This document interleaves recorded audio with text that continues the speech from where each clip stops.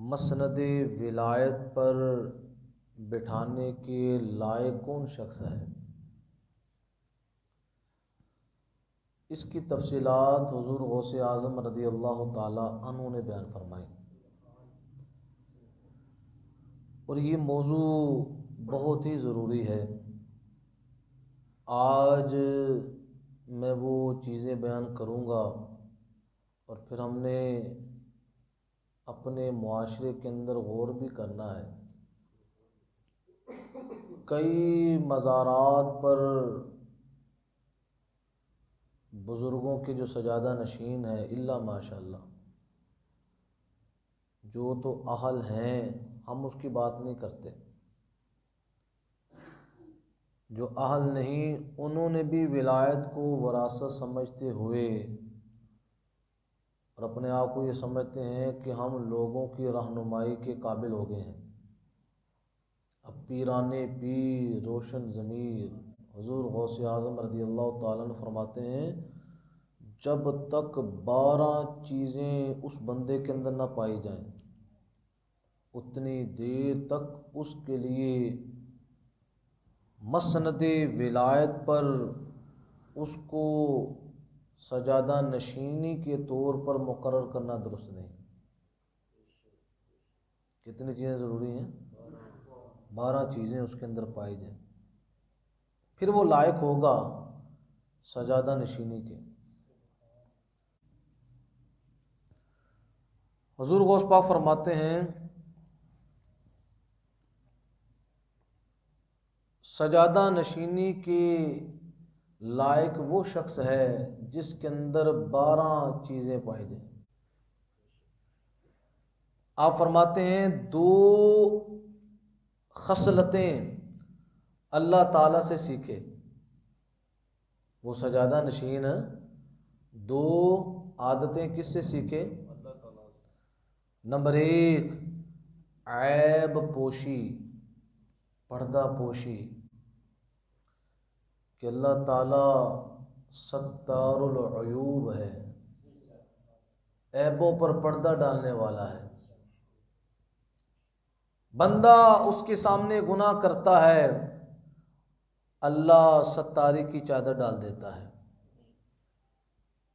کہ ہو سکتا ہے توبہ و استغفار کر کے مجھے راضی کر لے۔ تو آپ فرماتے ہیں کہ جو سجادہ نشین بن رہا ہے، اس کی پہلی خوبی کیا ہے کہ وہ عیب پوشی والی خصلت جو ہے اللہ سے سیکھے۔ اللہ کی مخلوق کے عیبوں پر وہ پردہ ڈالنے والا ہو، نہ کہ اس کو چاک کرنے والا ہو۔ اور یہاں پر یہ بھی بات یاد رکھیں، اس عیب سے مراد وہ والا عیب ہے جس عیب کی وجہ سے معاشرے کے اندر کسی کو نقصان نہ ہو۔ اس کے اندر بھی لوگ مغالطے کا شکار ہوتے ہیں۔ کچھ عیب بندے کے اندر جو پائے جاتے ہیں، اس سے نقصان معاشرے کو ہوتا ہے۔ ایسے عیبوں کو چاک کرنا ضروری ہے، ایسے عیبوں کو چاک کرنا ضروری ہے۔ مثلا ایک شخص ہے، وہ اپنی دکان پر ایک چیز بیچتا ہے، وہ چیز خراب ہے، لیبل اس کو اچھی چیز کا لگا کر بیچتا ہے۔ اب ایک بندہ اس کو پتہ ہے یہ چیز بندہ کھائے گا اس لوگ بیمار ہو جائیں گے۔ اب یہاں پر یہ نہ کرے کہ اس بندے کی بات پر پردہ ڈالے، بلکہ لوگوں کو بتائے تاکہ لوگ نقصان کا شکار نہ ہو جائیں، لوگ نقصان کا شکار۔ اسی طرح ایک بندہ جو ہے اپنے بیٹے کی شادی کسی لڑکی کے ساتھ کرنا چاہتا ہے، یا لڑکی والے اپنی بیٹی کی شادی کسی لڑکے کے ساتھ کرنا چاہتے ہیں، رشتہ دیکھنے کے لیے گھر میں گئے۔ اب ان کو کیا پتا یہ لوگ کیسے ہیں، اب وہ ارد گرد کے ماحول سے جب پتہ کرتا ہے، اگر اس کے اندر عیب ہو، لڑکے کے اندر یا لڑکی کے اندر، تو پھر یہ بتانا ضروری ہوتا ہے یہاں پر یہ نہ کہ یار رشتہ داری کا معاملہ ان کا بن رہا ہے لہٰذا یہ غلط لوگ بھی ہیں تو مجھے ضرورت ہی نہیں ہے، کیونکہ عیب چھپانا بہت بڑی عبادت ہے۔ اب یہاں پر عیب کو واضح کرنا ضروری ہے، اگر عیب کو چھپائیں گے شادی ہو جائے گی، نتیجے کے اندر دونوں خاندانوں کے اندر مسائل بن جائیں گے۔ تو شریعت اسلامیہ ایک جامع نصاب ہے، کہاں پر ہمیں کیا کرنا چاہیے اور کہاں پر کیا نہیں کرنا چاہیے، شریعت اسلامیہ نے ہماری رہنمائی فرمائی ہے۔ یہ اس عیب کی بات ہے کہ جو انسان کی اپنی ذات تک محدود ہے، یہ اس عیب کی بات ہے کہ جو سجادہ نشینی کے مسند پر بیٹھا ہے اس کے اندر پہلی بات کا پایا جانا ضروری ہے کہ وہ پردہ پوشی کرنے والا ہو۔ کیا کرنے والا ہو؟ اور غوث پاک فرماتے ہیں دوسری چیز وہی سجادہ نشین اپنے رب سے سیکھے، وہ ہے رحم دلی، بڑا وہ رحیم اور کریم ہو، اس کے پاس بڑے بڑے ٹوٹے ہوئے دل والے بھی آئیں گے، ایسے ایسے لوگ بھی آئیں گے جنہیں معاشرہ دھتکار چکا ہوگا،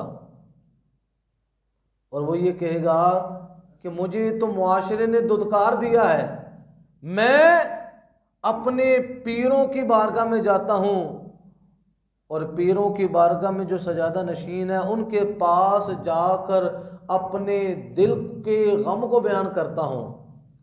تو غوث پاک فرماتے ہیں اس سجادہ نشین کے لیے ضروری ہے کہ وہ رحم دلی والا ہو، یہ نہ ہو جو کمزور بندہ ہے اس کی بات کو سنے ہی نہ، اور جو سرمایہ دار ہے، جو پیسے والا ہے، جس کے پاس نعمتوں کی بھرمار ہے، اس کو گھنٹہ گھنٹہ 2 گھنٹے دیے جا رہے ہیں، لیکن جو بیچارہ پریشان حال ہے، جس کے پاس دعا کے علاوہ کوئی اور سہارا ہے ہی نہیں،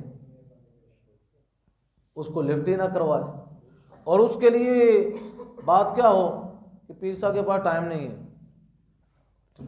پیر صاحب کے پاس ہے۔ تو غوث پاک پیرانے پیر فرماتے ہیں اس سجادہ نشین کے لیے جو کسی مسند پر بیٹھا ہوا ہے، جس کو مسند ولایت کہا جاتا ہے، اس کے اندر دوسری خصلت رحم دلی کا ہونا ضروری ہے کہ اللہ کی مخلوق پر وہ رحیم ہو، اللہ کی مخلوق کے غم کو محسوس کرنے والا ہو، اللہ کی مخلوق کے درد کو محسوس کرنے والا ہو، اور جتنا ہو سکے اس رحم دلی کے نتیجے کے اندر اس پر مہربانی بھی کرنے والا ہو۔ حضور غوث پاک فرماتے ہیں 2 خصلتیں حضور نبی کریم صلی اللہ تعالی علیہ وسلم سے سیکھے۔ کون؟ جو مسند ولایت پر سجادہ نشینی کے ذمہ داریاں ادا کرنے کے لیے آ رہا ہے۔ 2 خصلتیں کس سے سیکھے؟ حضور نبی کریم صلی اللہ تعالی علیہ وسلم سے سیکھے۔ ان میں سے پہلی خصلت ہے شفقت، کہ حضور نبی کریم صلی اللہ تعالی علیہ وسلم اپنی امت پر بڑے ہی شفیق ہیں،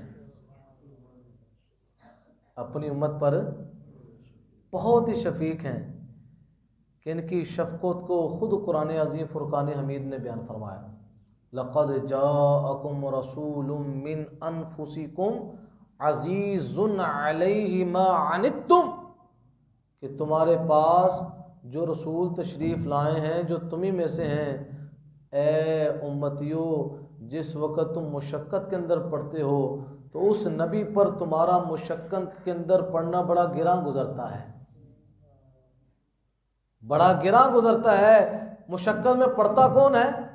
امتی پڑتا ہے، اور گرانی کس کو ہوتی ہے؟ نبی علیہ السلام کو ہوتی ہے۔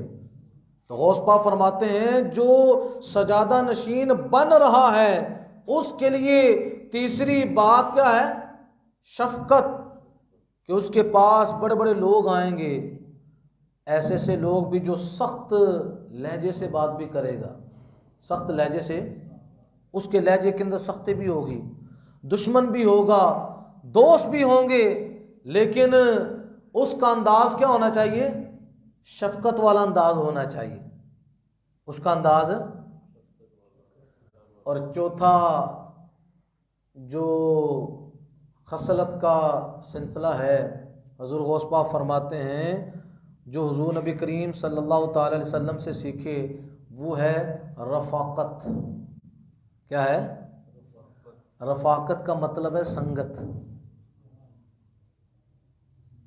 حضور نبی کریم صلی اللہ تعالی علیہ وسلم کی کیسی اپنے امتیوں کے ساتھ رفاقت ہے کہ نبی علیہ الصلوۃ والسلام جب پتہ چلتا تھا کہ میرا کوئی غلام بیمار ہے تو حضور اس کے گھر میں تشریف لے جاتے تھے۔ کسی کے بارے میں پتہ چلتا تھا کوئی کسی دکھ میں مبتلا ہے، حضور علیہ الصلوۃ والسلام اس کا ساتھی بن جاتے تھے۔ اور یہ عادت اور خصلت کس کے اندر بھی ضروری ہے؟ آج لوگوں نے پیر بننا آسان سمجھ لیا ہے، اور پیر بننے کا مطلب کیا ہے؟ صرف نذرانے وصول کرنا، یا صرف اور صرف ہاتھ چمانا اور بڑی بڑی گاڑیوں میں پھرنا۔ کیا پیری مریدی یہ رہ گئی ہے؟ یہ پیرانے پیروں کو نصاب دے رہے ہیں، جو پیروں کے پیر ہیں وہ فرماتے ہیں کہ پیر کے لیے کیا کیا چیزیں ہونا ضروری ہے، اس کی ڈیوٹیاں کیا ہیں۔ آپ فرماتے ہیں جو حضور علیہ الصلوۃ والسلام سے دوسری چیز سیکھے وہ رفاقت ہے۔ وہ کیا ہے؟ رفاقت ہے کہ کسی موڑ پر اپنے مرید کو بھول نہ جائے، کسی موقع پر اپنے مرید کو، یہ سلسلہ اس کا ہمیشہ کے لیے ہو۔ یہ نہیں ہے کہ اگر مریدین کی طرف سے نذرانوں کا سلسلہ موقوف ہو جائے تو پیر صاحب کی رفاقت ہی ختم ہو جائے کہ یار یہ اب مرید جو ہے یہ اب کامل نہیں بن رہا، پہلے یہ بڑا کامل تھا، بڑے بڑے نذرانے دیتا تھا، بڑا بڑا درگاہ پر لنگر شریف پکاتا تھا، اب تو اس کی طرف سے کچھ آتا ہی نہیں ہے، لہذا اس مرید کو فارغ کر دیا جاتا ہے۔ حضور غوث پاک رضی اللہ تعالیٰ عنہ فرماتے ہیں کہ دو خصلتیں، دو عادتیں حضرت سیدنا ابو بکر الصدیق رضی اللہ تعالیٰ عنہ سے سیکھے۔ یا آپ ترتیب ذرا دیکھیں گے نا تو پتہ چلے گا یہ وہی ترتیب ہے جو سنی بیان کرتا ہے۔ جو کون بیان کرتا ہے؟ سنی بیان کرتا ہے۔ تو غوث پاک بھی وہی ترتیب بیان کر رہے ہیں کہ حضور علیہ الصلوۃ والسلام کے بعد امت میں سے حضور کی سب سے پہلا مرتبہ مقام کس کا ہے؟ حضرت سیدنا ابو بکر الصدیق رضی اللہ تعالیٰ عنہ کا ہے۔ حضور غوث پاک فرماتے ہیں کہ جو پیر بننے کے لیے جا رہا ہے وہ دو عادتیں حضرت سیدنا ابو بکر الصدیق رضی اللہ تعالیٰ عنہ سے سیکھے۔ ان میں سے پہلی بات ہے راستی۔ راستی کا مطلب ہے درستگی، کہ حضرت سیدنا ابو بکر الصدیق رضی اللہ تعالی عنہ کو اللہ نے جو شان عطا فرمائی وہ درستگی والی شان۔ کس کی؟ درستگی والی شان، کہ اللہ تعالیٰ نے آپ کو سراپائے درستگی عطا فرمائی، سراپائے درستگی بنایا، لہذا جو سجادہ نشین بن رہا ہے اس کے لیے بھی اپنے آپ کو تا دم موت تک اپنے آپ کو درست رکھنا ضروری ہے۔ اپنے کردار کو بگاڑ نہ آنے دے، اپنے کردار کے اندر ایسا عمل نہ آنے دے کہ جو عمل شریعت سے ٹکرائے۔ یہ کس کے لیے ضروری ہے؟ کیونکہ وہ مقتدا بننے کے لیے جا رہا ہے، پیشوا بننے کے لیے جا رہا ہے۔ اگر اس کے اندر نادرست باتیں آ گئیں تو جو اس کے پیچھے چلنے والے ہیں وہ بھی لوگ اس کو دیکھ کر اپنے آپ کو غلط لائن پر لگا لیں گے۔ اس وجہ سے مقتدا کا درست ہونا بہت ضروری ہے۔ کتنی باتیں ہوگی؟ اور چھٹی بات ہے، آپ فرماتے ہیں جو حضرت ابوبکر صدیق سے سیکھے وہ ہے راست گوئی۔ یہ اس کے اندر فرق ہے، بعض بندہ خود تو ٹھیک ہوتا ہے، منہ سے جو بات کہہ رہا ہوتا ہے وہ ٹھیک نہیں کہتا۔ اب یہاں پر دو چیزیں ضروری ہیں، خود بھی ٹھیک بنے اور منہ سے جو بات کہہ رہا ہے وہ بھی ٹھیک کہے، عمل سے جو کام کر رہا وہ بھی ٹھیک کرے۔ یعنی جو پیر بننے کے لیے جا رہا ہے اس کے لیے اپنے آپ کو درست رکھنا بھی ضروری ہے، اور جس وقت مریدین کی تربیت کا معاملہ ہو منہ سے بات بھی صحیح ہو اور پیر کا کردار بھی ٹھیک ہو۔ پیر کا اگر پیر کا کردار ہی خلاف شرع ہے،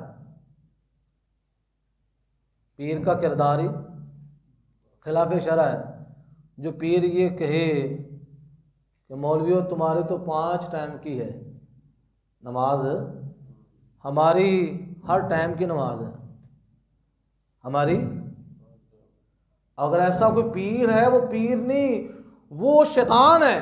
وہ کیا ہے؟ کیوں؟ امام الانبیاء والرسل نے 5 نمازیں پڑھی، حضور نے اپنی حیات طیبہ کے اندر نماز یہ ہے ہی جسم کی عبادت۔ کس کی ہے؟ وہ یہ کیسا پیر ہے جس کو ابھی تک یہ بھی نہیں پتا چلا کہ نماز کا تعلق ہے ہی جسم کے ساتھ ہے، اس کے اندر جسم پورا حرکت کرتا ہے، بندہ حالت قیام میں ہوتا ہے، حالت رکوع میں ہوتا ہے، حالت سجود میں ہوتا ہے، پورا جسم کیا کرتا ہے؟ حرکت کرتا ہے۔ اور جو پیر کہے کہ تم نے نماز پڑھی ہے، ہم نے نماز قائم کی ہے، ہم نے نماز، اچھا یہ بھی فرق میں آپ کو بتاتا ہوں، نماز پڑھنا اور نماز قائم کرنا کیا ہوتا ہے۔ وہ آپ کو مغالطہ دینے کے لیے کہیں گے کہ بتاؤ قرآن پاک کے اندر کہاں لکھا نماز پڑھو؟ جہاں بھی نماز کا ذکر ہے اللہ فرماتا ہے نماز قائم کرو، نماز، اللہ تعالیٰ قرآن پاک کے اندر فرماتا ہے اقیم الصلاۃ، نماز قائم کرو، اور سورہ بقرہ کی آیت نمبر 2 کے اندر فرماتا ہے الذین یؤمنون بالغیب ویقیمون الصلاۃ، کہ جو متقین ہیں وہ غیب پر ایمان رکھتے ہیں اور نماز کو قائم کرتے ہیں۔ وہ کہتے ہیں دیکھو پورے قرآن کے اندر نماز پڑھنے کا ذکر نہیں ہے، نماز قائم کرنے کا ذکر ہے۔ پھر نماز سے جان چھڑانے کے لیے کہتے ہیں تم نے نماز پڑھی ہے، ہم نے نماز قائم کی ہے، ہم نے نماز۔ اب میں آپ کو یہ بھی بتا دوں کہ نماز قائم کرنا ہوتا کیا ہے، اسی پیر سے آپ پوچھ لیں کہ نماز قائم کرنا کیا ہوتا ہے۔ شریعت اسلامیہ کے اندر علماء اسلام نے اس کی تشریح بیان کی ہے کہ نماز کو قائم کرنے کا مطلب یہ ہے، آج آپ نے یہ معنی سننا ہے اور آپ میں سے ہر بندہ یہ سوچے بھی کہ میں نے نماز کو قائم کیا یا نہیں کیا۔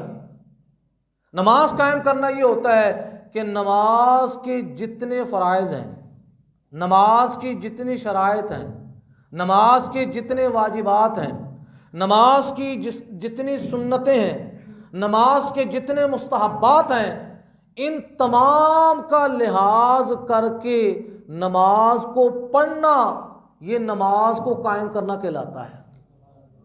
یہ کیا کہلاتا ہے؟ یعنی نماز کو اس کے وقت میں ادا کرنا، قضا کر کے نہیں پڑھنا۔ اور جس طرح جو چیزیں نماز کے اندر فرض ہے ان فرائض کا لحاظ رکھے، جو چیزیں نماز کے اندر واجب ہیں ان کا لحاظ رکھے، جو چیزیں نماز کے اندر سنت ہے ان تمام کا لحاظ رکھ کر وہ اگر نماز پڑھتا ہے تو اس بندے نے کیا کی ہے؟ نماز کو قائم کیا ہے۔ اب آپ مجھے بتائیں ان تمام چیزوں نماز قائم کرنے کے لیے پھر ضروری یہ ہو گیا کہ ان تمام مسائل کا پتہ ہو، ان تمام مسائل کا، کہ نماز کے اندر کون کون سی چیزیں فرض ہیں، کون کون سی چیزیں واجب ہیں، کون کون سی چیزیں سنت ہیں، کون کون سی چیزیں مستحب ہیں، 5 نمازوں کے اوقات مستحبہ کون سے ہیں، کون سے اوقات مکروہ ہیں. جب یہ تمام چیزوں کا اس کو پتہ ہوگا تو پھر ہی جا کر نماز کے اندر اس کا لحاظ کرے گا. اگر علم ہی نہ ہو تو پھر مجھے بتائیں بندہ نماز قائم کر سکتا ہے؟ اب ہم میں سے ہر بندہ یہ غور کر لے، ہم میں سے کتنے لوگ ہیں جو نماز کو قائم کر رہے ہیں؟ نماز کو قائم وہ کر سکتا ہے جس کو یہ پوری چیزوں کا علم ہو. یہ پوری چیزوں کا کہ نماز کی شرائط کتنی ہے، نماز کے واجبات کتنے ہیں، نماز کے فرائض کتنے ہیں، ان تمام چیزوں کا لحاظ کر کے جو نماز کو پڑھتا ہے تو وہ اللہ کے حکم پر عمل کرتا ہے کہ اس نے نماز کو قائم کر دیا. اب وہ لوگ اپنی جان چھڑانے کے لیے کیا کرتے ہیں؟ وہ کہتے ہیں مولویو تم نے نماز پڑھی ہے، ہم نے قائم کی ہے. اور قائم کا معنی وہ بیان کرتے ہیں جو کسی نے بیان نہیں کیا، اور وہ کیا ہے؟ نماز ہو کر پڑھتے ہیں. اور کئی دفعہ ایسے مریدین سے ملنے کا سلسلہ ہوتا ہے، وہ کہتے ہیں کہ ہمارے پیر صاحب بڑے پہنچے ہوئے ہیں. پوچھا کس لحاظ سے پہنچے ہیں؟ کہتے پیر صاحب کی شان یہ ہے، ہاتھ کی جو 10 انگلیاں ہیں ہر انگلی میں ایک سگریٹ ہوتا ہے، ہر انگلی کے اندر، اور ایک ہی حالت میں کش لگاتے ہیں. ایک ہی وقت کے اندر ہمارے پیر صاحب پوری کی پوری ڈبی سگریٹوں کی پی جاتے ہیں. اب یہ معیار بن گیا ہے پیر بننے کا، جس کی وجہ سے آج ہم حالات دیکھ رہے ہیں، کتنے ناگفتہ بھی حالات ہو چکے ہیں. لیکن قربان جائیں حضور غوث پاک رضی اللہ تعالیٰ عنہ کے. یقین کریں ان کی سیرت پڑھے نا، بندے کو پتہ چلتا ہے پیر ہوتا کون ہے. 7ویں اور 8ویں خصلت، جو 2 خصلتیں ہیں، حضور غوث اعظم رضی اللہ تعالیٰ عنہ فرماتے ہیں ان 2 خصلتوں کو حضرت عمر فاروق سے سیکھے. کس سے سیکھے؟ حضرت عمر فاروق سے سیکھے. ان میں سے پہلی بات کیا ہے؟ ہر ایک کو نیکی کی بات بتانا، نیکی کی. اور دوسری بات کیا ہے؟ اگر اس کے اندر برائی دیکھے تو برائی سے منع کرے. کیا کرے؟ امر بالمعروف والنہی عن المنکر، یہ اس کی ذمہ داری ہے. اور جو اپنے بزرگوں کے عرس پر غیر شرعی رسومات کا سلسلہ کرے، بات بتانی تو دور کی بات ہے. جب عرس ہوتا ہے، عرس پر جناب والا عورتیں ناچیں، عورتوں کا ڈانس ہو، کیا جی بابا جی کا میلہ منایا جا رہا ہے. عرسوں پر کتوں کی آپس میں لڑائیاں ہو رہی ہیں، ریچھوں کی آپس میں لڑائیاں ہو رہی ہیں کہ آپس میں ان کو لڑانا حرام ہے اور اس کا تماشا دیکھنا بھی حرام ہے. اب جو یہ کام کرے تو حضور غوث پاک رضی اللہ تعالیٰ عنہ کی تعلیمات کی روشنی کے اندر ایسا بندہ پیر، ایسا بندہ مسند ولایت پر بیٹھنے کے لائق کہ جو منصب اس کا تھا کہ اس نے نیکی کی بات کا حکم لوگوں کو دینا ہے اور لوگوں کو منع کس سے کرنا ہے؟ برائی سے منع کرنا ہے. لیکن افسوس در افسوس کیا ہے؟ اس کے اندر ساری غیر شرعی معاملات اس کے اندر پائے جاتے ہیں. تو کتنی باتیں ہو گئیں؟ 8 باتیں ہوں گی. کتنی باتیں ہو گئیں؟ 8 باتیں ہوں گی. اور حضور غوث پاک فرماتے ہیں 2 خصلتیں حضرت عثمان غنی سے سیکھے. حضرت، کیونکہ فیض تو ادھر سے چلا آ رہا ہے. ان پہلی خصلت میں سے یہ ہے کھانا کھلانا، کہ حضرت عثمان غنی رضی اللہ تعالیٰ عنہ کی عادت تھی کہ لوگوں کو کھانا کھلاتے تھے. یہ سجادہ نشین کی ڈیوٹی ہے کہ لوگوں کو کیا کرے؟ کوئی اس کے پاس آ رہا ہے یہ تمنا نہ کرے کہ کوئی میرے پاس لے کر آئے نذرانہ، بلکہ اپنے آپ سے خرچ کرے حسب توفیق. یعنی وہاں پر اس کا سلسلہ ہو کہ وہاں پر بغیر کسی امتیاز کے اس درگاہ پر لوگوں کو کھانا کھلانے کا سلسلہ جاری و ساری ہے. اور دوسری بات جو حضرت عثمان غنی سے سیکھے وہ کیا ہے؟ شب بیداری کر کے عبادت الہی کرتے رہنا. کہ وہی سجادہ نشین رات کو مصلی پر بیٹھ کر قرآن پڑھ رہا ہو، وہی بیٹھ کر اللہ کی بارگاہ میں رو رو کر اپنے مریدوں کے لیے بخشش کی دعا مانگ رہا ہو، یا اللہ میرے ساتھ جتنے بھی جڑے ہوئے ہیں اگر ان سے آج کوئی گناہ ہو گیا ہے یا اللہ اپنے حبیب کا صدقہ معاف فرما دے۔ اور اگر پیر کو اپنی ہوش ہی نہ ہو، اپنی ہوش، تو اس نے شب بیداری کیا کرنی ہے؟ تو حضور غوث پاک رضی اللہ تعالیٰ عنہ فرماتے ہیں پیر کے اندر یہ بھی چیز ضروری ہے کہ وہ رات کو شب بیداری کے اندر اپنے وقت کو گزارنے والا ہو، کہ اس کی راتیں کیا ہوں؟ اللہ کے حضور حالت قیام میں کٹیں، حالت رکوع میں کٹیں، حالت سجود میں کٹیں۔ اور یہی نصاب آج کا نہیں، یہ نصاب 14 صدیوں کا ہے۔ آپ جتنے مشائخ کو پڑھ لیں سارے شب بیداری کیا کرتے تھے۔ اور حضور غوث اعظم رضی اللہ تعالیٰ عنہ فرماتے ہیں 2 خصلتیں حضرت مولا علی سرکار سے سیکھے۔ کس سے سیکھے؟ مولا علی سرکار سے سیکھے۔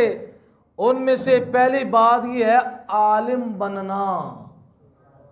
سجادہ نشین کے لیے ضروری ہے عالم بننا، اور جو سجادہ نشین علم کی مخالفت کرے، علم کے خلاف بولے، جب اس کو کہا جائے قرآن و سنت پڑھو، وہ آگے سے کہے کہ مجھے صرف ایک ہی حرف درکار ہے، یہ تو مولویوں کا کام ہے، یہ شعبہ ہمارا ہے ہی نہیں ہے۔ یہ شعبہ کس کا ہے؟ اگر یہ شعبہ صوفیوں کا نہیں تو آپ مجھے بتائیں مولا علی صوفیوں کے امام ہیں؟ صوفیوں کے کیا ہیں؟ تو نبی علیہ الصلوۃ والسلام فرماتے ہیں انا مدینۃ العلم، میں علم کا شہر ہوں، وعلی بابوہا، اور علی اس کا دروازہ ہے۔ اب مجھے بتائیں جب صوفی کا علم کے ساتھ تعلق ہی نہیں تو حضور علیہ الصلوۃ والسلام یہ کیوں فرما رہے ہیں کہ میں علم کا شہر ہوں اور علی اس کا کیا ہے؟ اور 12ویں بات کیا ہے؟ شجاعت اور جوان مردی اختیار کرنا، کہ جو پیر ہے اس کے اندر بہادری ہونی چاہیے۔ یہ نہیں سامنے بادشاہ وقت جو ہے وہ اگر اس کے خلاف کھڑا ہو جائے تو پیر صاحب حجرے میں داخل ہو جائیں۔ ایسے ایسے ہمارے مشائخ کے واقعات آئے ہیں کہ بادشاہ وقت جس وقت وہ شریعت کا باغی ہو گیا تو اس وقت کے پیر پھر حجروں سے نکل کر اس بادشاہ وقت کے سامنے کھڑے ہو گئے، جس طرح حضرت مجدد الفیسانی رحمۃ اللہ تعالی علیہ اکبر بادشاہ کے سامنے کھڑے ہو گئے کہ جس نے دین الہی کو وضع کیا، وہ دین الہی کیا تھا؟ اس کے اندر ہندو بھی چلے جائیں، اس کے اندر یہودی بھی چلے جائے، کرسچن بھی چلے جائے، مسلمان بھی آنا چاہے وہ بھی آ جائے۔ تو یہ حضرت مجدد الفیسانی شیخ احمد سرہندی رحمہ اللہ تھے کہ جنہوں نے اس دور کے اندر آپ سیسا پلائی دیوار کی طرح اکبر بادشاہ کے سامنے کھڑے ہو گئے کہ اکبر بادشاہ نے ایک دفعہ آپ کو اپنے دربار میں بلایا اور اس نے جگہ کا نظام اس طرح کیا ہوا تھا کہ اکبر بادشاہ نے پھر یہ سلسلہ کر دیا جو بھی اس کے دربار میں آتا اس کو آ کے سجدہ کرتا۔ کیا کرتا؟ اس نے کہا مجدد الفیسانی کو بلاؤ میرے پاس۔ جب بلایا گیا اس نے ایسا کوئی سسٹم بنایا ہوا تھا کہ بندہ جب بادشاہ کے سامنے جاتا وہ ایسی جگہ تھی کہ جھک کر جانا پڑتا۔ اکبر بادشاہ کی خواہش تھی کہ اس کو میں کسی لحاظ سے جھکانا ضرور ہے، اور قربان جائیں مجدد الفیسانی رحمۃ اللہ تعالی علیہ کی شجاعت اور جوان مردی کے، جو کس کے در سے ملی؟ مولا علی کے در سے ملی۔ آپ سر کے بل اس مقام سے نہیں گئے، آپ نے سب سے پہلے اپنی ٹانگیں گئیں تاکہ جب ٹانگیں باہر کی طرف نکلیں گے میری ٹانگوں کا رخ اکبر بادشاہ کی طرف ہوگا، کہ یہ چاہتا ہے کہ میں اس کے آگے سجدہ کروں اور میری گردن جو ہے وہ اللہ کے آگے جھکے گی، اکبر بادشاہ کے آگے جھکنے والی۔ تو جو وقت کا پیر ہوتا ہے وہ تو باطل کے سامنے کھڑا ہو جاتا ہے، وہ تو باطل کے ساتھ سمجھوتا ہی نہیں کرتا، اور جو اپنے آپ کو کہ پیر لیکن باطل کے ساتھ مل بھی جائے تو غوث پاک کی تعلیمات کی روشنی کے اندر وہ پیر نہیں ہے۔ تو یہ 12 خصلتیں ہیں جس کو حضور غوث پاک نے بیان کیا ہے، اور یہ ہمارے خطبہ کو چاہیے یہ بھی لوگوں کو بتائیں، اور یہ چیزیں ضروری ہیں۔ آج ہمارا معاشرہ کس طرف جا رہا ہے، اور صرف کیا ہوتا ہے جب غوث پاک کا مہینہ آتا ہے تو ہر خطیب کی کوشش ہوتی ہے میں کرامت بیان کر جاؤں، اور بس یہ بیان کر دوں کہ 11 کا ختم دلاؤ، ڈائریکٹ تم نے جنت کے اندر چلے جانا ہے، نہ نماز پڑھو نہ روزہ رکھو۔ حالانکہ غوث پاک رضی اللہ تعالیٰ عنہ تو جو فرضی روزے ہیں وہ تو دور کی بات ہے، عام نفلی روزہ رکھا کرتے تھے، نفلی نمازیں پڑھا کرتے تھے، پوری رات روزانہ ایک قرآن مکمل کیا کرتے تھے، نماز نفل کے اندر کیا کرتے تھے۔ تو آج بھی آپ ارادہ کریں انشاءاللہ العزیز، جو حضور غوث پاک کو اپنا پیر ماننے والے ہیں وہ یہ نیت کریں انشاءاللہ العزیز ہم حضور غوث پاک رضی اللہ تعالیٰ عنہ کی سیرت پر بھی عمل کریں گے انشاءاللہ۔ آواز بڑی کم آئی ہے انشاءاللہ۔ آج کون کون نیت کرتا ہے انشاءاللہ سب سے پہلے میں 5 وقت کی نماز جماعت کے ساتھ پڑھا کروں گا، اور یہ بھی نیت کریں انشاءاللہ اپنے رزق کو حلال کر کے کماؤں گا، اس کے اندر حرام کی آمیزش نہیں ہونے دوں گا۔ اللہ رب العزت کی بارگاہ میں دعا ہے کہ اللہ تعالی ہمیں قرآن و سنت کا فہم عطا فرمائے۔ وآخر دعوانا ان الحمد للہ رب العالمین۔